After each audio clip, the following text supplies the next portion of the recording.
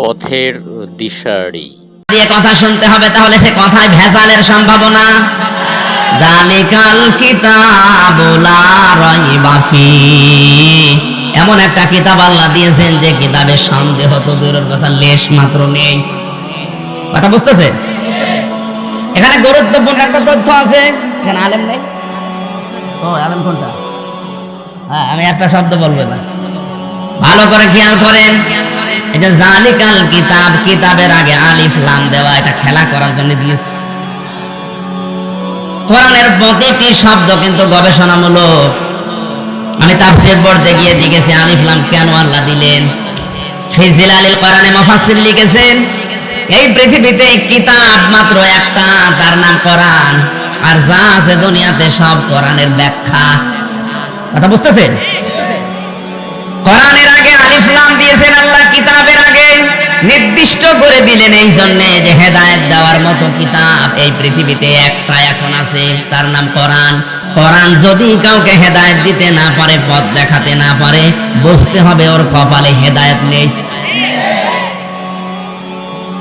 তাফসীরে মুফাসসির বলেন, কোরআন যেখানে নেই, আয়াতের ব্যাখ্যায় আমি হাদিস পেয়েছি, মানিত্তাবাআল হুদা বিগাইরিল কোরআন আদাল্লাহুল্লাহ। তিরমিজি শরীফের হাদিস।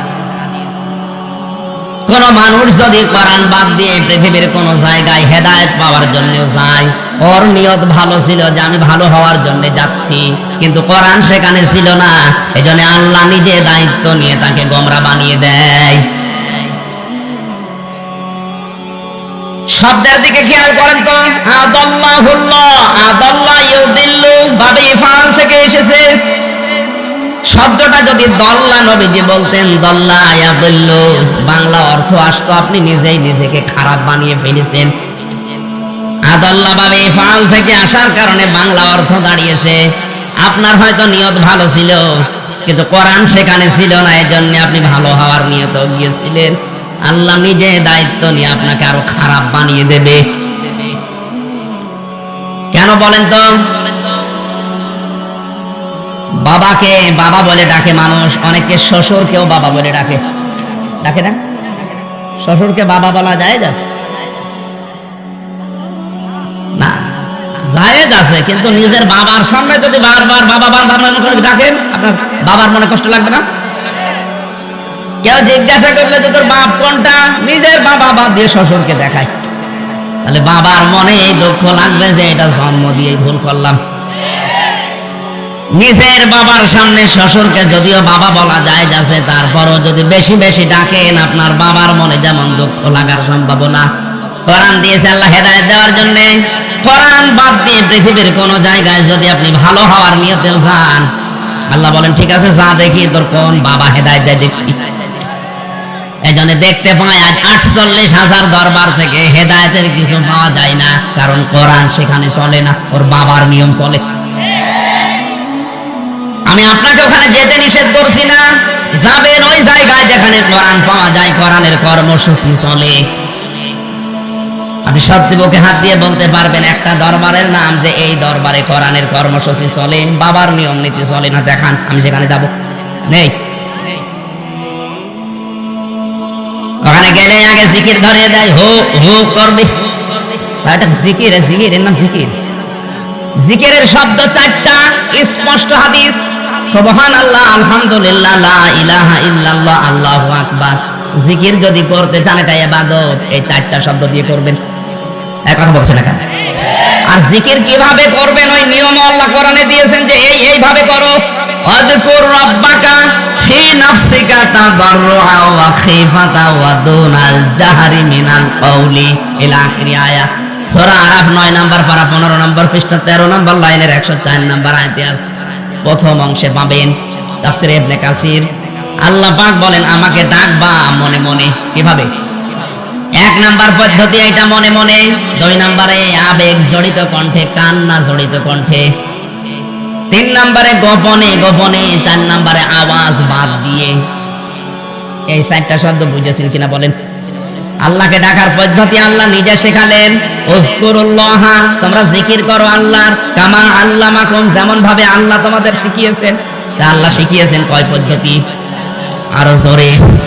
বলেন বলেন। 1 নম্বরে মনে মনে, 2 নম্বরে কান্না জড়িত কণ্ঠে, কথা বুঝতেছে? 3 নম্বরে গোপনে, 4 নম্বরে উচ্চ আওয়াজ বাদ দিয়ে। এবার বলেন তো আজ দরবার গুলোতে যে জিকির চলছে এই সিস্টেমে আছে? বিশেষ করে আমার তাহেরি ভাই যে জিকির করে, কি জিকির গো! জিকিরের তালে তালে নাচতেছে, অনেকে ওর সাথেও নাচে। আর এত জোরে জোরে কেন? কি দরকার আপনাকে? সাহাবী পাহাড়ে উঠছিলেন, জোরে জোরে ডাকছিলেন সুবহানাল্লাহ আলহামদুলিল্লাহ। নবীজি বললেন কি এত জোরে ডাক দাও, আল্লাহ কি কালা নাকি? আল্লাহকে শুনতে পাবে না? আমি কিন্তু ফরজ নিয়মটা বললাম, এখন যদি কারো গায়ে লাগে এই হাদিস তাহলে বাদ দিয়ে দেই। আপনি জিকির করবেন কয়টা শব্দ দিয়ে, কয়টা নিয়মে, এর বাইরে ইসলাম নেই। যদি কেউ বাইরে কোনো কিছু বানায় সেটা বেদাত। এর বাইরে যদি কোনো কিছু দিয়ে বলে যে এটাও জিকির, হো হো এটাও, আপনি নবীজির জীবনে দেখাতে পারবেন যে এভাবে নবী জিকির করেছে? নবীর চাইতে আপনি ইসলাম বেশি বোঝেন, আশা করছে আপনি অন্যদিকে যাবেন না। বেদাত যারা আবিষ্কার করে তাদের সালাম দেওয়া নিষেধ। এত কঠিন কথা, কোন নামাজ পড়ে না এরকম মানুষকে সালাম দেওয়া যায় না? যায়। রোজা রাখে না, সালাম দেওয়া যায় না? অথচ বেদাত যারা করে তাদেরকে সালাম দেওয়া পর্যন্ত নিষেধ। কত রাগ নবীজির তাদের উপরে, অথচ বাংলাদেশ, ভারত আর পাকিস্তানে সবচেয়ে বেশি বেদাত চলে। আসল ইসলাম নেই, নকল ইসলাম ভরে গেছে। একটাই কারণ, আমরা কোরআনের কথা শুনি না। এখানে যারা বসে আছে, সামনে রমজান মাস, এটা রমজানের কোরআন নাজিলের মাস, আর একদিন মাত্র আছে মাঝে। কত মানুষ এখানে বসে আছে, কোরআনে কারিম পড়া তো দূরের কথা, কোনোদিন ছুঁয়েও দেখে না যে এটা আল্লাহর কি চিঠি আল্লাহ পাঠিয়েছে। না, হচ্ছে না ভাই। আপনাদের একটা অপশন দিলাম আজকে, রমজান মাসের 30 দিনে শুধু আরবিটা না, আমি বাংলা পর্যন্ত শেষ করব, এই সিদ্ধান্ত নিয়ে আপনি সময় বের করেন। যদি একটা মাসের ভেতরে, আমি তো জেলখানায় 3 বছরে প্রায় 150 বারের উপরে শেষ করলাম, আর বাংলাটাই পড়েছি প্রায় 75 বারের উপরে। আমার তো আয়নার মতো হয়েছে, আপনার হয়তো ওইভাবে হবে না একবারে, তাতে একবার শেষ করেন। ওরা রমজানের পরে দেখবেন আপনাকে দিয়ে কেউ বেদাত আর শিরিক করাতে পারবে না। এটা ঔষধ, এটা একবার শেষ করে দেখেন। কেউ শিরিকের কথা, বেদাতের কথা বললে আপনি এই ধরে ফেলবেন ডাক্তার দিয়ে। এই এটা তো মেলে না, আপনি জিকির করছেন মেলে না, দান করছেন তাও মেলে না। অনেকে দান করার পর আবার খোঁটা দিয়ে ফেলে। আপনার দান না করাই ভালো ছিল। তাহলে এই ঔষধ কোথায় আছে বলেন তো? আরো জোরে। তাহলে রমজান মাস কোরআন নাজিলের মাস, এই মাসে এটা শেখার জন্য সিদ্ধান্ত নেওয়া লাগবে। আপনি সিদ্ধান্ত নেন, যদি নাও পারেন, যদি অবস্থায় মারা যান, আপনি তালেবে ইলম হয়ে মরবেন। আর তালেবে ইলমদের জন্য একটা সুসংবাদ, কেউ যদি তালেবে ইলম হয়ে মরতে পারে, ওর মরণের পরে কোনো হিসাব নেই। তালেবে ইলম শুধু 5 বছর 7 বছর বয়সে হয় না, এ মুরব্বী মানুষ হবে, অসুবিধা নেই। কারণ কোরআন শেখার জন্য সে যখন থেকে শুরু করবে ওই অবস্থায় তালেবে ইলম। সুবহানাল্লাহ বলতে পারেন না? এটা যেন রমজান মাসে আপনারা এলাকায় মসজিদে মসজিদে আরম্ভ করেন। আমি যদি সুযোগ পাই কোনো জায়গায়, হঠাৎ করে একদিন এসে খোঁজ নেব ইনশাআল্লাহ। এখন থেকে সিদ্ধান্ত নেওয়া লাগবে, কোরআন যেখানে নেই ওখানে গেলে যে আল্লাহ আমাকে খারাপ বানিয়ে দেবে।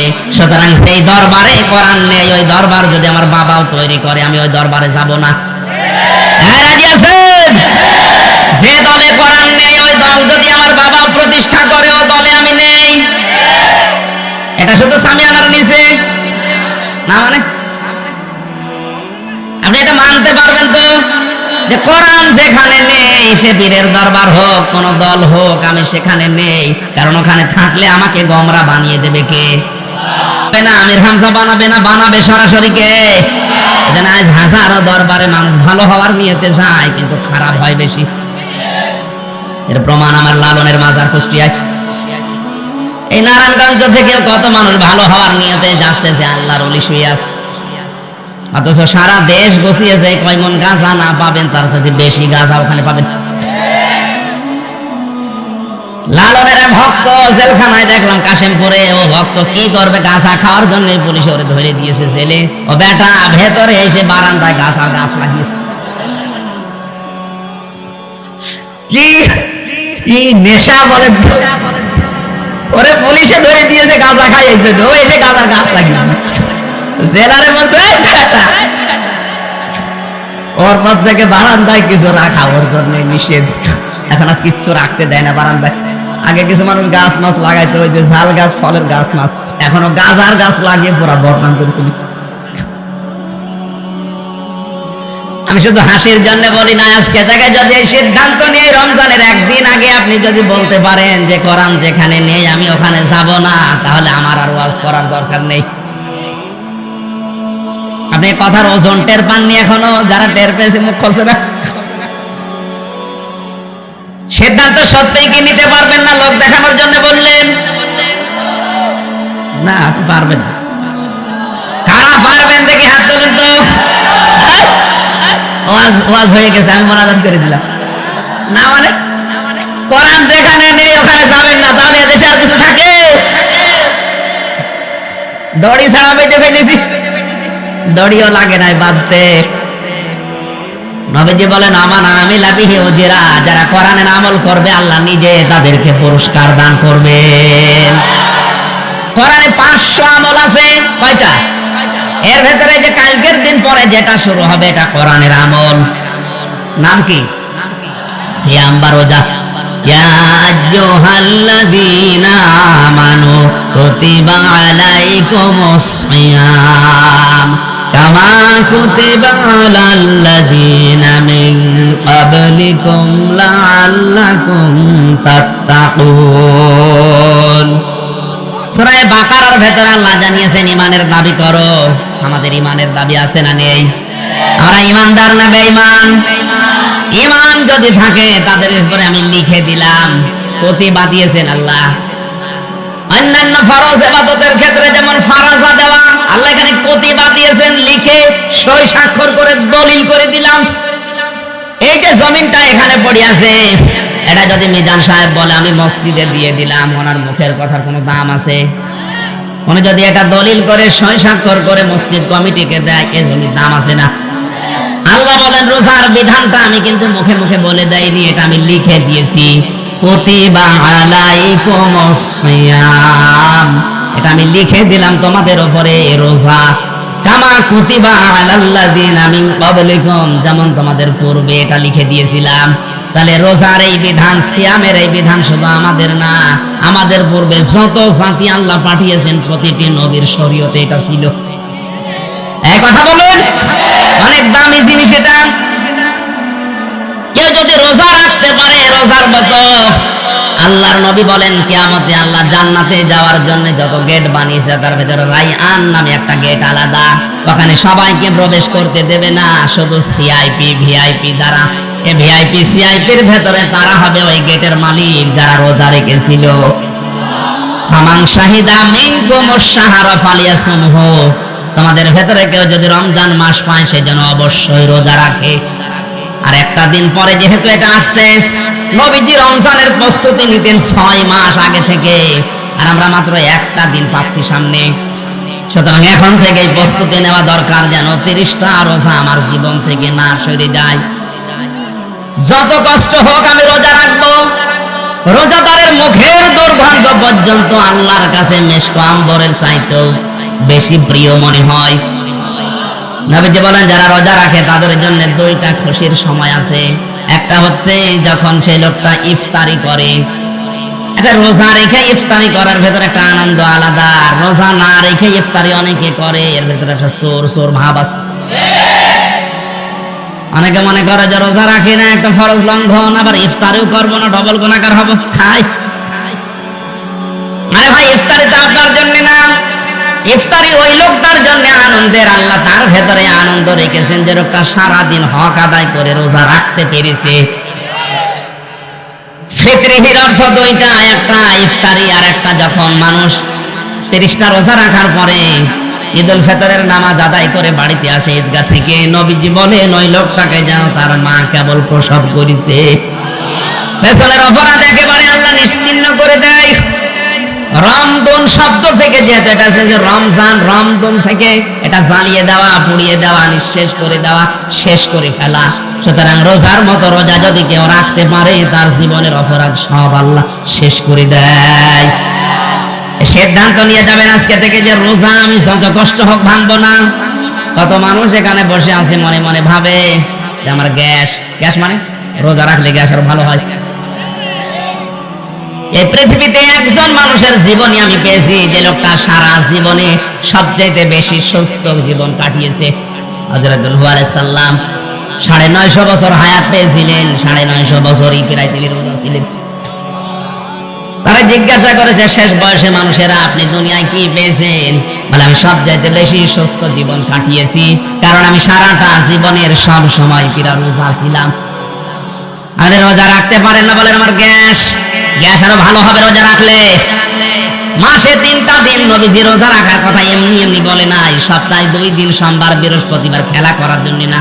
কারণ একটা মাস মানুষ যখন একাধারে খাবার খেতেই থাকে, হজম হওয়ার জন্য শরীরের যে ক্যাপাসিটি আছে পেরে যায় না। বিজ্ঞান আজ প্রমাণ করছে যে খাবারের নির্যাস গুলো দিয়ে এটা পিত্ত রস তৈরি হয় শরীরের ভেতরে। খাবার যেখানে থাকে ওখানে ফোঁটা ফোঁটা করে ওটা পড়ে।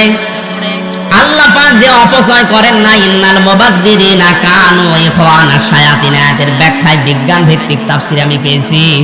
মুফাসসির লিখেছেন আল্লাহ পাক যে অপচয় করেন না তার প্রমাণ এটা, যতক্ষণ পেটে খাবার থাকে ওই রসটা ফোঁটা ফোঁটা করে পড়তে থাকে। খাবার নেই। ভিডিওটি ভালো লাগলে লাইক ও সাবস্ক্রাইব করে পাশে থাকবেন।